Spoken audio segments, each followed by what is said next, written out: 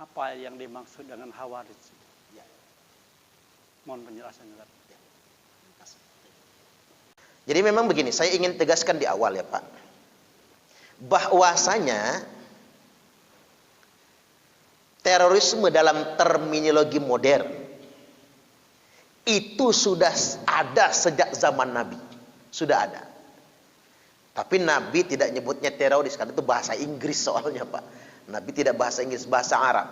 Nah, para sahabat lebih mengenal istilah untuk mereka adalah khawarij. Apa sih arti khawarij itu secara bahasa etimologis ya? Khawarij itu berasal dari kata khoroja, artinya keluar. Secara bahasa artinya keluar. Keluar artinya tidak lagi bergabung dengan kelompok yang ada. Itu keluar secara bahasa. Nah, secara terminologis, istilahi, khawarij itu artinya keluar dari pemerintahan yang sah. Itu artinya tidak mengakui pemerintahan yang ada. Maka semua paham, semua aliran, madhab yang intinya tidak mengakui pemerintah yang sah atau keluar dari pemerintah yang ada, itu namanya khawarij. Itu namanya khawarij. Ini secara istilah. Nah, kemudian yang ketiga, secara histori. Apa yang disebut dengan khawarij? Secara histori, khawarij itu adalah kelompok yang menyatakan diri keluar dari pemerintahan Imam Ali bin Abi Thalib karamallahu wajhah. Tidak mengakui lagi pemerintahan Ali bin Abi Thalib dan mengkafirkan pemerintahan itu. Sebabnya apa? Karena Imam Ali menerima tahkim. Jadi semacam gencatan senjata dan perjanjian damai terhadap pemberontak Muawiyah. Nah, orang Khawarij itu mengkafirkan kelompok-kelompok yang memberontak pemerintah. Memberontak pemerintah itu kafir bagi orang Khawarij. Nah, Muawiyah itu kafir. Jangankan Muawiyah, Pak. Kejadian sebelumnya yang di perang Jamal, Aisyah Ummul Mukminin radhiyallahu anha, Zubair bin Awam dan Thalhah bin Ubaidillah beserta pasukannya yang menentang keputusan Imam Ali yang belum menangkap pembunuh Utsman. Kan Imam Ali itu kan hanya ingin mengeksekusi yang membunuh. Sedangkan masa yang waktu itu demo, ya jangan dieksekusi kata Imam Ali karena mereka tidak bersalah, karena mereka tidak membunuh. Nah, karena pertentangan itu terjadilah perang Jamal. Maka orang Khawarij mengatakan Aisyah kafir. Istri Nabi dikafirkan oleh mereka, Pak. Aisyah kafir, Thalhah kafir, Zubair juga kafir. Nah, karena Imam Ali memaafkan mereka, maka Imam Ali jadi kafir juga. Karena Imam Ali tidak menghukum Muawiyah yang memberontak di perang Siffin, maka Imam Ali dikatakan kafir juga. Maka muncullah Khawarij, orang-orang yang keluar dari pemerintahan Ali, tidak mengakui pemerintahan Ali bin Abi Thalib dan mengatakan Imam Ali sudah melanggar hukum syariat. Dan Imam Ali menetapkan hukum dengan cara musyawarah. Jadi Imam Ali itu kan menetapkan segala sesuatu dengan musyawarah mufakat. Makanya di Indonesia ini Pak, orang Khawarij zaman sekarang itu mengkafirkan pemerintah kan. Semua pemerintah mereka kafirkan. Ikut pemilu haram. Kan begitu mereka. Karena mereka mengatakan NKRI ini togut, negara kafir, negara togut. Karena ngapa? Menetapkan hukumnya pakai musyawarah mufakat, enggak langsung Quran. La hukma illa lillah kata mereka. Tidak ada hukum kecuali hukum Allah.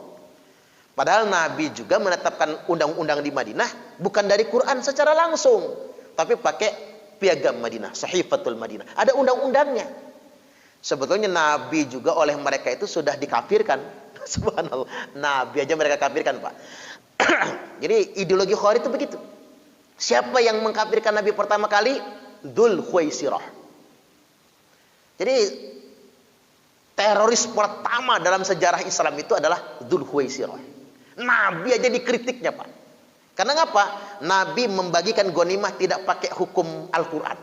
Beliau pakai inisiatif sendiri. Maka Nabi tidak adil dan Nabi kafir karena menetapkan tidak pakai hukum Al-Quran. Na'udzubillah. Begitu mereka.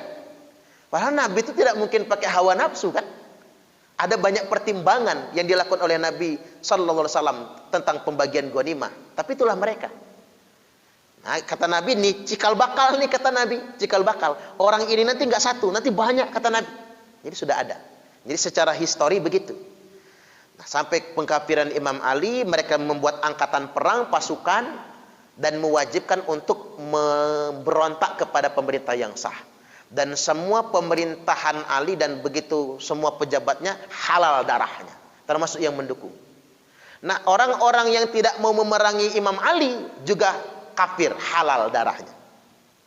Subhanallah, Pak. Yang tidak mau ikut mereka memerangi pemerintah juga kafir dan halal darahnya. Itu Khawarij secara historis sebetulnya. Jadi kelompok-kelompok yang punya karakteristik mendasar, yakni menentang pemerintah yang sah, menentang pemerintah yang ada. Nah, Nabi SAW sudah memberikan penunjukan kepada mereka. Pertama yang saya ingin tegaskan, jangan tertipu dengan kesolehan mereka.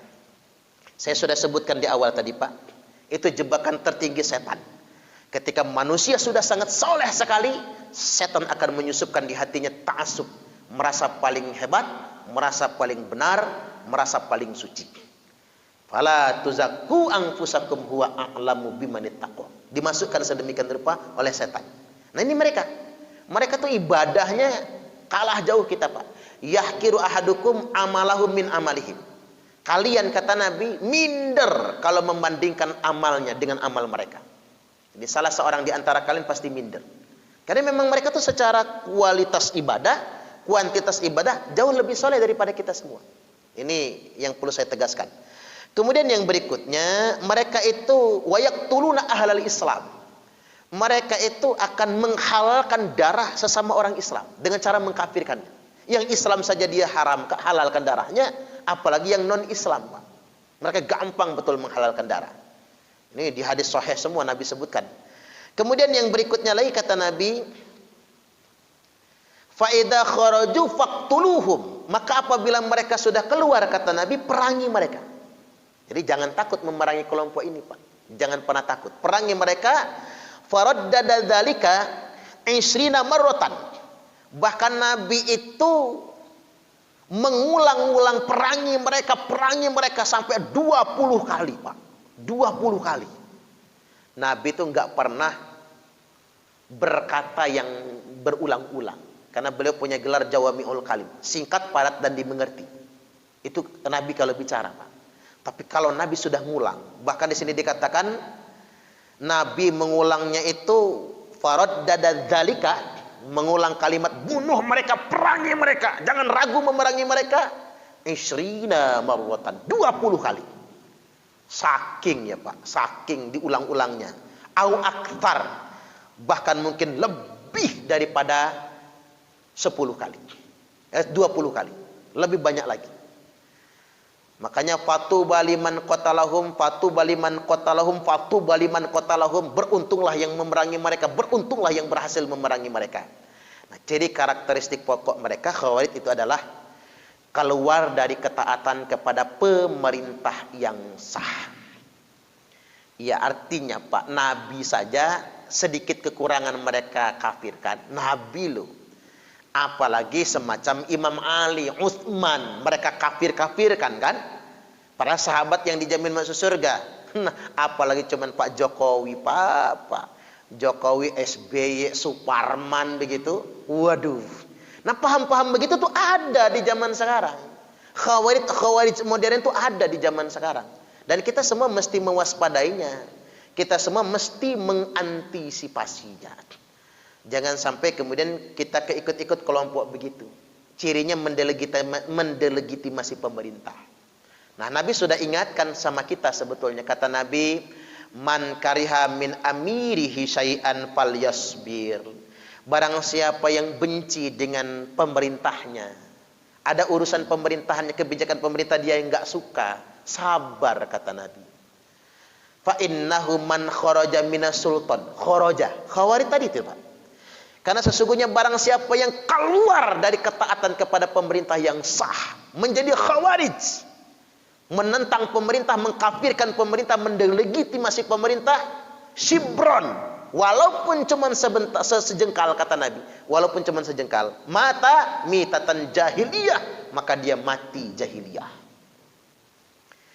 Kan sering saya sampaikan begini, Pak, taat sama pemerintah itu bukan hanya pemerintah di negara mayoritas muslim kayak Indonesia.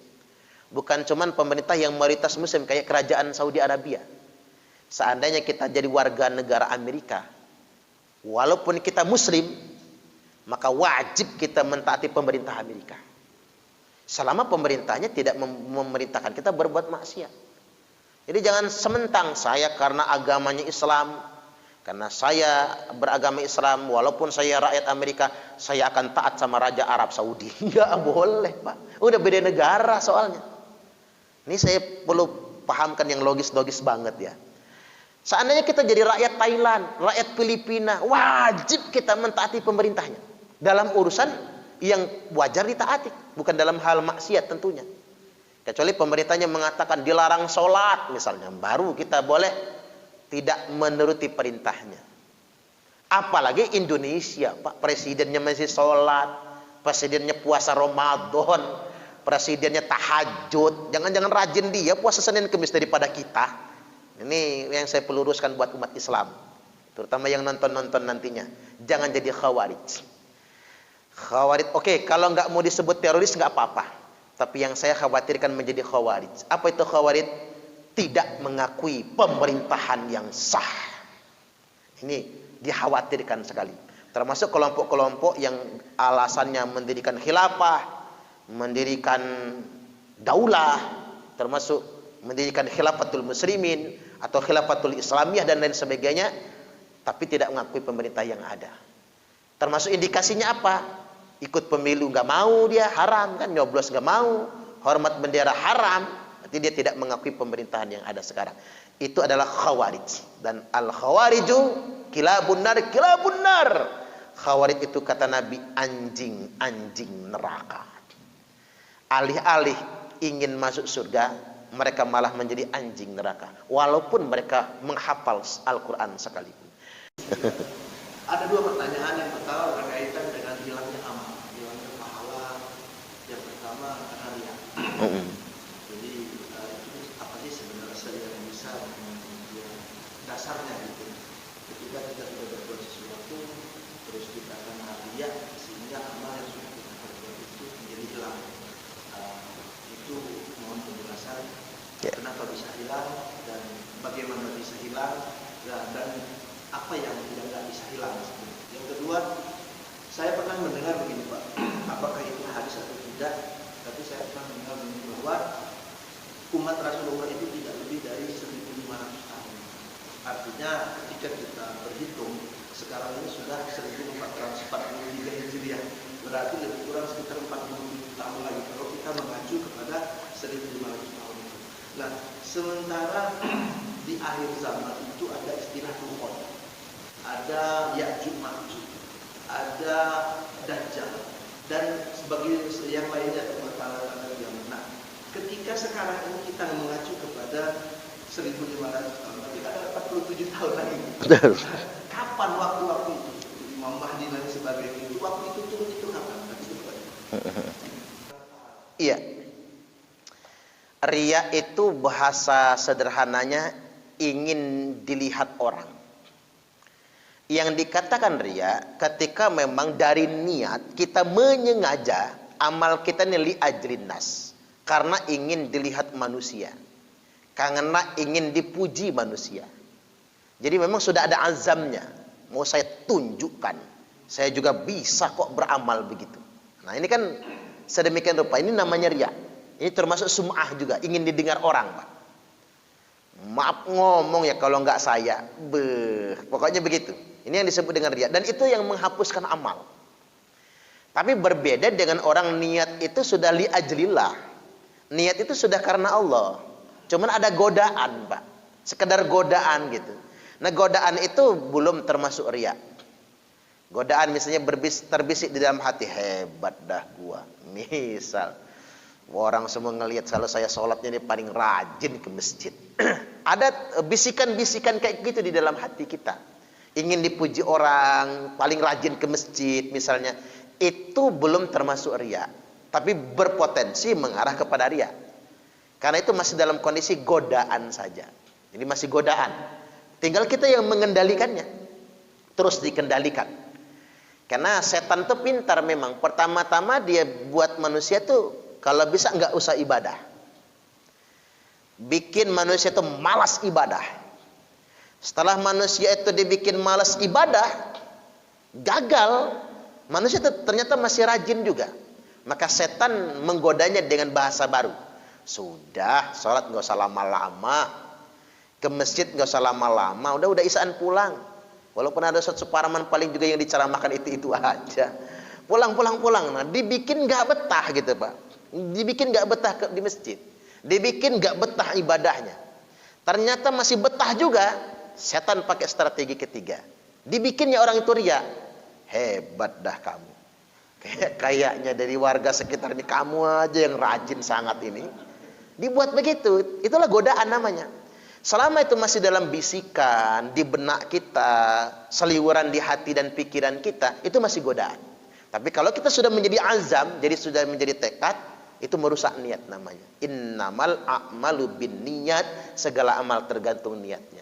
Kalau niat karena Allah, kita dapat nilai. Tapi kalau karena manusia, tidak dapat nilai. Nah ternyata digoda riya pun nggak bisa Pak. Digoda riya pun tidak bisa. Maka setan masuk strategi yang berikutnya.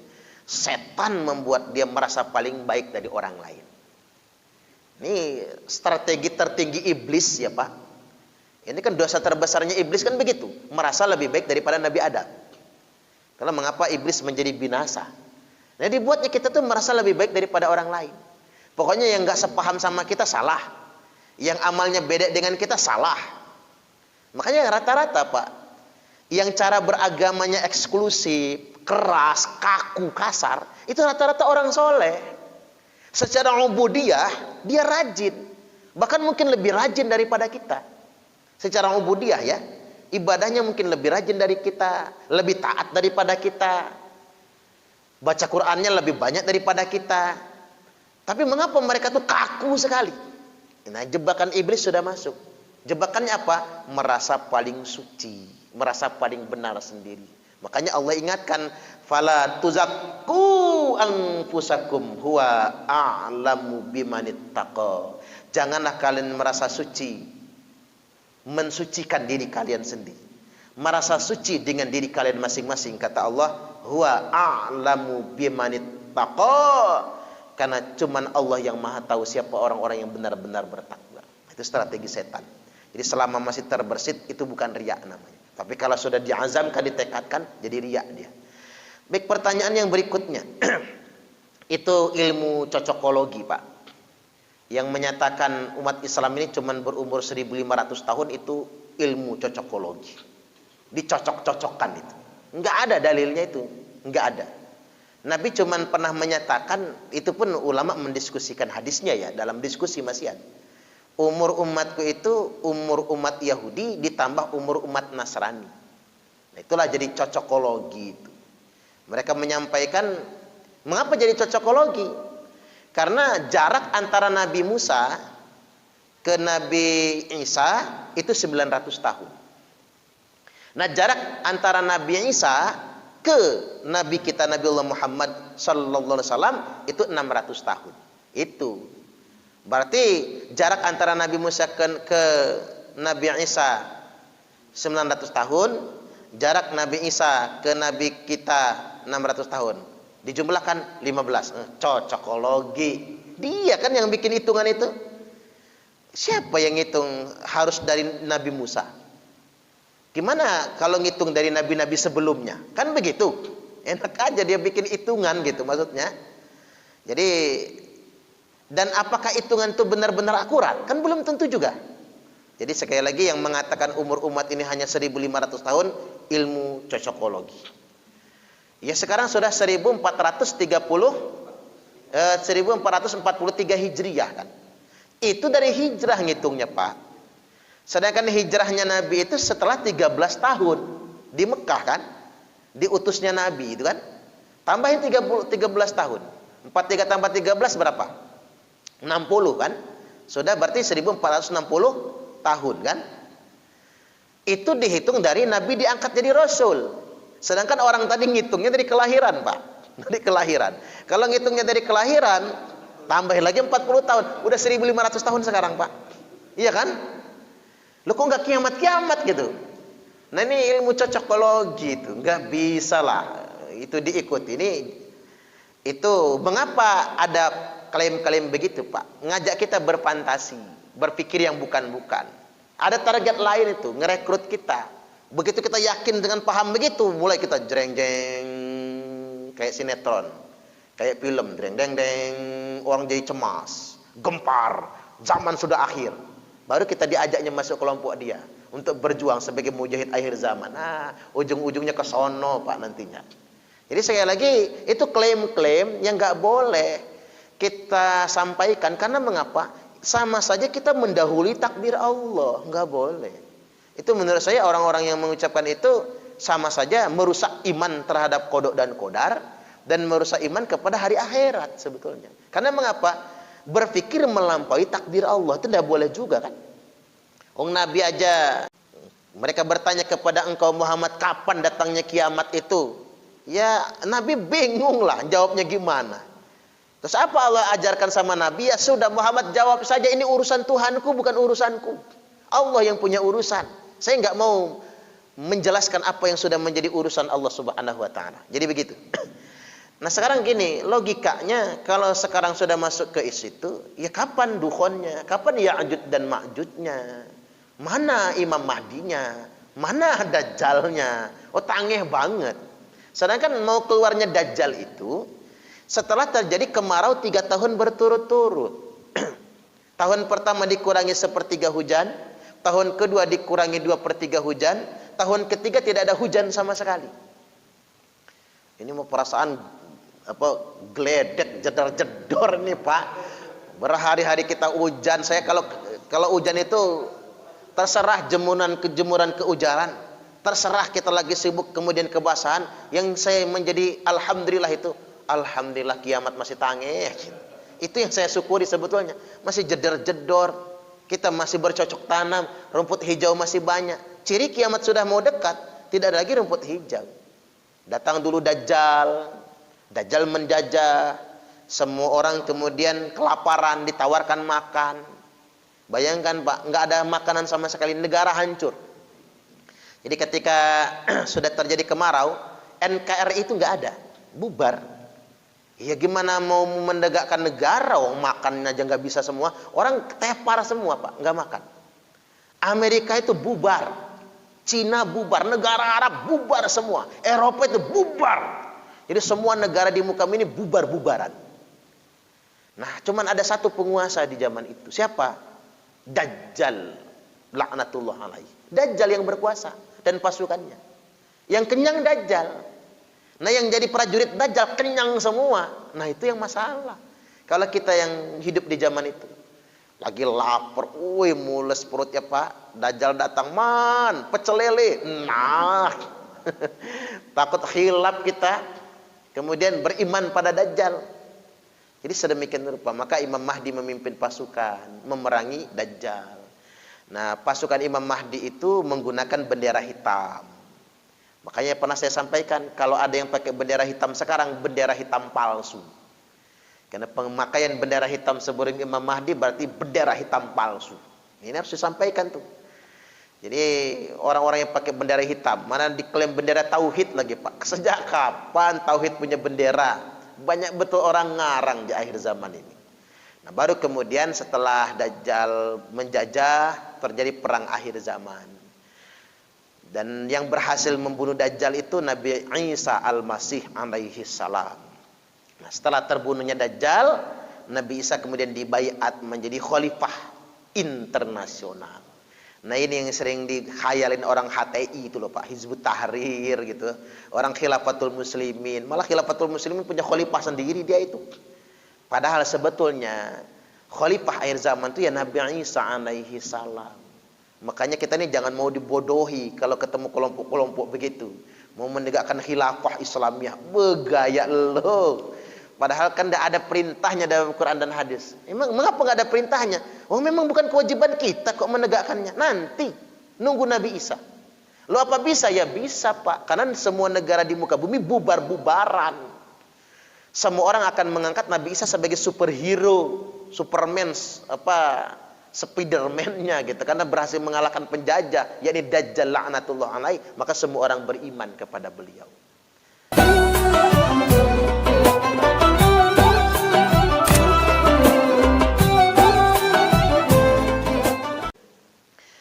Baik, pada kesempatan kali ini kita lanjutkan ngaji fikih kita.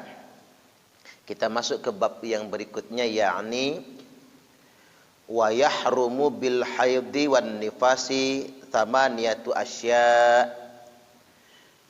Diharamkan bagi orang yang haid dan orang yang sedang mengalami nifas itu 8 perkara. Apa saja itu? Yang pertama as-shalah, haram sholat. Jadi orang haid, orang nifas pak haram sholat. Berarti kalau dia maksa sholat dosa. Sesuatu yang haram kan kalau dikerjakan berdosa. Yang kedua wasaum, haram puasa. Karena ada yang berpendapat orang haid tetap wajib puasa. Padahal menurut kesepakatan jumhur ulama, orang haid itu haram puasa. Jadi kalau dia maksa puasa bukannya dapat pahala, malah dia berdosa. Jadi wajib berbuka bagi orang yang haid. Ini ilmu pak. Kalau istri datang bulan, pas sedang puasa Ramadan, siang-siang datang bulan misalnya, maka menurut madhab Syafi'i dia harus berbuka, wajib hukumnya. Karena kalau dia tidak berbuka maka dia berdosa. Jadi jangan sampai nanti istrinya jojong aja, udah gemah kan udah batal ini, enggak kah pas sayang, tak tahanin sampai maghrib pokoknya. Suruh minum seteguk jadilah dia untuk membatalkan puasanya. Karena berpuasanya orang yang sedang haid itu hukumnya menjadi haram. Sesuatu yang haram berarti berdosa apabila dikerjakan. Selanjutnya yang ketiga, wa qiraatul Quran, haram bagi orang yang sedang haid dan nifas membaca Al-Quran. Haram hukumnya. Jadi kita jangan sampai ngeles gitu kan, ada ibu-ibu tuh ngeles. Sedang haid dia jojong aja membaca Quran. Mau pakai pembalut ini kata dia, ya nggak bisa dong, nggak ada hubungannya. Namanya sedang kotor. Nanti kalau dengan alasan pakai pembalut dia bisa tetap baca Quran, berarti bisa sholat dong. Yang penting pakai pembalut. Nggak bisa sedemikian rupa. Jadi haram membaca Quran bagi orang yang sedang haid. Nabi sallallahu alaihi wasallam telah bersabda bahwasanya la yaqra'ul junubu wal haidu syai'am minal Quran. Tidak boleh orang yang sedang junub, orang yang sedang haid membaca Al-Quran sedikit pun, enggak boleh. Orang haid, orang junub tidak boleh membaca Al-Quran sedikit pun. Hadis ini diriwayatkan dari Abdullah bin Umar radhiyallahu anhuma, tercantum dalam kitab Sunan Ibnu Majah nomor hadis 596. Selanjutnya yang berikutnya wa masul mushaf. Orang haid, orang yang nifas tidak boleh menyentuh mushaf. Tidak boleh menyentuh mushaf Al-Quran. Mushaf Al-Quran ini ya, tidak boleh disentuh mushafnya, lembaran-lembaran Al-Quran, apalagi membuka-bukanya, tidak diperkenankan. Kemudian yang berikutnya wahamluhu, juga membawanya. Jadi membawa serta di badan, membawanya. Selanjutnya yang diharamkan ke-8 yang berikutnya adalah wadukhulul masjid, masuk ke dalam masjid. Yang disebut dengan masuk ke dalam masjid adalah al-lubsu fil masjid, masuk duduk diam di masjid. Jadi orang junub, orang haid, orang nifas tidak boleh masuk duduk diam di dalam masjid. Dia haram hukumnya. Jadi jangan sampai lagi belum mandi wajib pak azan aja dalam masjid, nggak boleh. Keharaman itu membawa berdosa. Tetapi kalau cuman melintasi orang haid maupun nifas, melintasi masjid itu masih diperkenankan selama tidak berceceran. Kalau zaman dahulu kan belum ada teknologi pembalut, khawatir kan banjir gitu.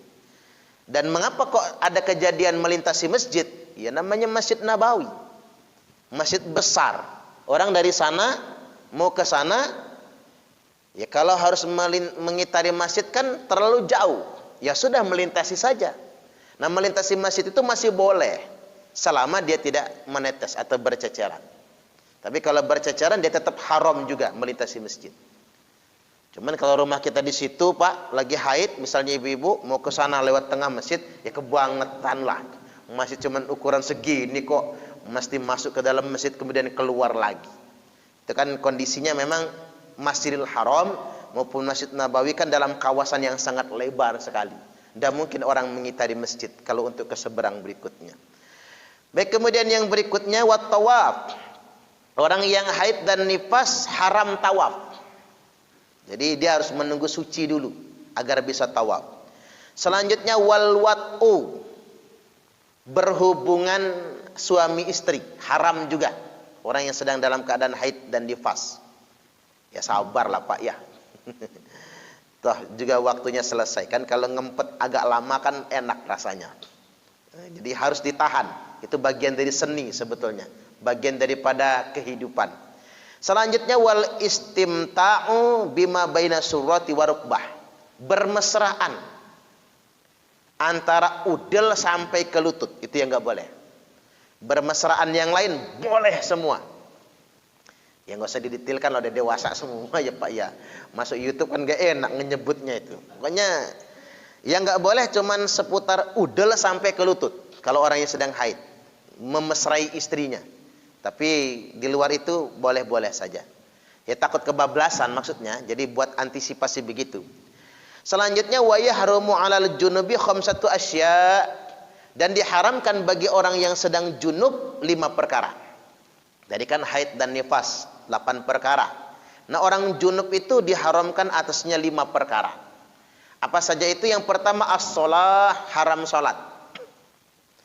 Kemudian yang berikutnya wa qiraatul Quran, haram membaca Al-Quran. Haram membaca Al-Quran bagi orang yang sedang dalam keadaan junub. Wa masul mushaf, menyentuh mushaf, buku lembaran Al-Quran, itu haram juga. Wa hamluhu, membawanya di badan, mengangkutnya, membawanya di badan juga diharamkan. Selanjutnya wa tawaf, haram tawaf bagi orang yang junub hingga dia mandi terlebih dahulu. Selanjutnya wal lubsu fil masjid, duduk diam di masjid. Duduk diam di masjid. Itu diharamkan juga bagi orang yang junub. Tapi kalau puasa orang junub sah puasanya, nggak apa-apa. Dalam keadaan puasa junub. Karena boleh jadi orang junub dalam keadaan puasa karena mimpi basah. Rentan sekali tuh Pak. Apalagi awal-awal Ramadan kan. Kita sahur, habis sahur sholat subuh kan. Habis sholat subuh biasanya ngantuk, tidur kan. Bangun jam 8 kok banjir gitu ya. Kok basah. Nah junub itu mimpi basah. Nah mimpi basah junub itu tidak membatalkan puasa. Karena mimpi basah itu. Tapi junub. Makanya ke dalam kondisi junub. Termasuk begini nih. Orang malam-malam berhubungan suami istri. Kemudian dia junub berarti kan. Kemudian dia mendahulukan makan sahur. Lalu kesubuhan belum sempat mandi. Apa sah puasanya? Jawabannya sah puasanya. Asal dia mandi di waktu subuh. Walaupun sudah lewat waktu sahur. Sudah mulai puasa. Yang nggak boleh itu mandinya jam 8 Pak.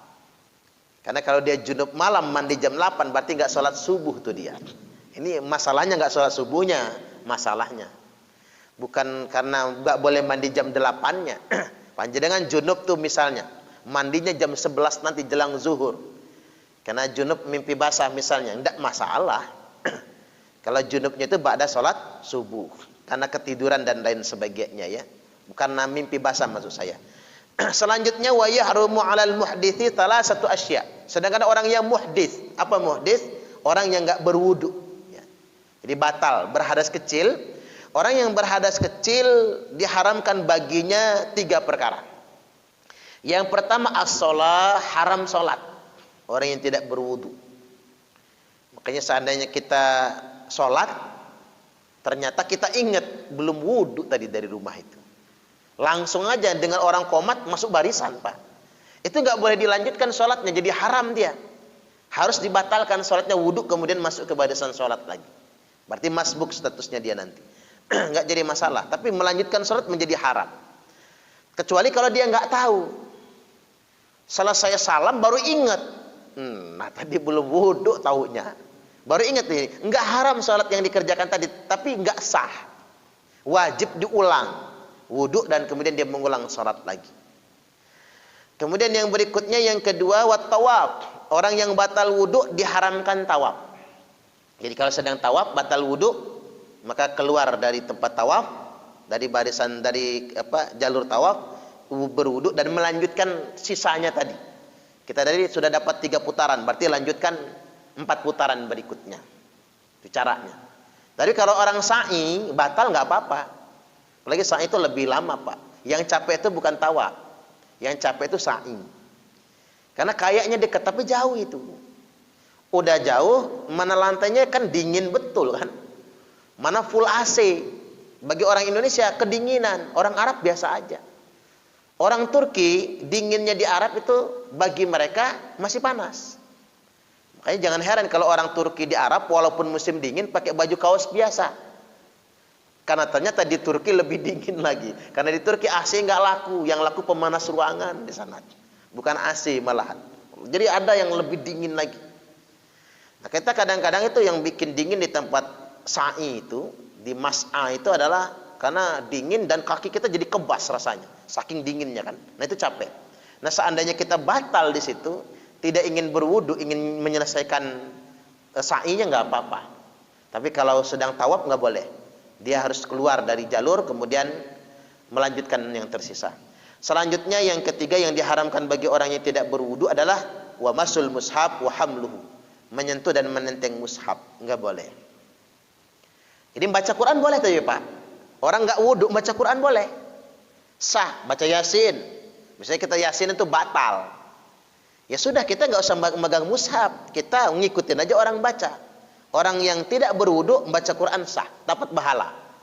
Boleh, tapi nggak boleh memegang mushaf Al-Quran. Hanya itu saja yang nggak boleh. Nah ini tentang perkara-perkara yang diharamkan bagi orang yang haid dan nifas, orang yang junub dan orang yang tidak berwudu.